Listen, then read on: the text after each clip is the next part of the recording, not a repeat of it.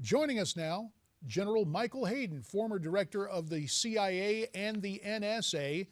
General, would the release of this report put lives at risk? It is my judgment, JD, that indeed it would. Now look, the current administration is fighting tooth and nail in court to prevent the release of videos showing force feeding of prisoners at Guantanamo, and that's actually a humanitarian action. The current administration has gone to court to prevent the release of the photos of the dead body of Osama bin Laden. And yet, we're going to put these very graphic descriptions of enhanced interrogation techniques out there, and someone thinks that that won't have an impact? That's really hard to imagine. So, if this creates problems, why on earth release it? JD, I have no good reason. There's a small group of Democrats in the Senate Intelligence Committee that are absolutely committed to putting this document out, and I don't know that they can be dissuaded. Dianne Feinstein, the chairman of the committee, in past experiences, winning plaudits from both sides of the aisle, saying she was nonpartisan, and yet one member of this committee, Senator Udall of Colorado, was retired by the voters at the midterm. Is it too glib to call this the Udall Defeat Revenge Act? Yeah, I probably wouldn't go that far, JD, but there are other dynamics at work here. There are other members pushing for it, Senator Biden, Senator Heinrich, Senator Feinstein, as you say. But just look at the context.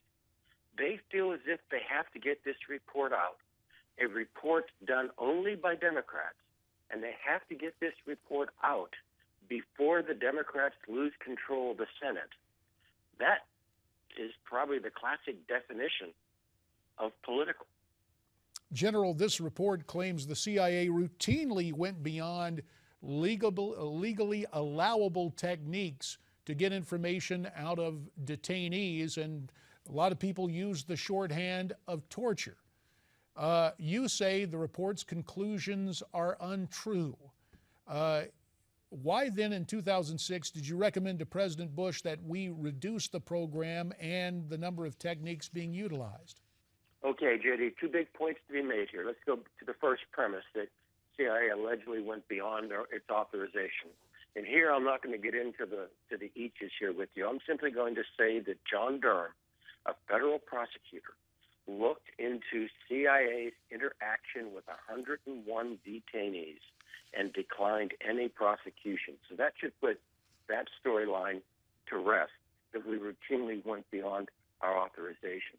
Now, JD, what I did in 2006, with the strong support, I should add, of President Bush, who was trying to get his emergency measures started after 9/11 on a more sound political footing, political, not legal, political footing, so that he could hand them off to his successor, whomever that might be.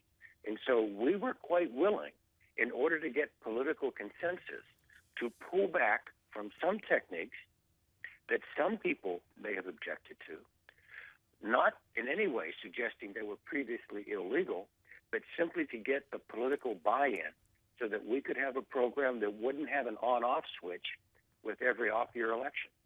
Fair enough. There is a political dynamic, both good and bad, to all decisions being made. And General Hayden, we very much appreciate your candor. In fact, we appreciate the fact that you're staying with us as you're calling us this morning from California. So mighty early out there. When we come back, there is so much going on both in Washington and around the world that merits our attention. We very much appreciate the fact that you're going to spend more time with us to offer your analysis, insights, and perhaps a unique take that we don't too often hear from people, from someone uniquely qualified as the former head of the CIA and the National Security Agency. You heard what the General had to say. Agree or disagree? Why don't you tweet me your comments at Newsmax TV, hashtag America's Forum.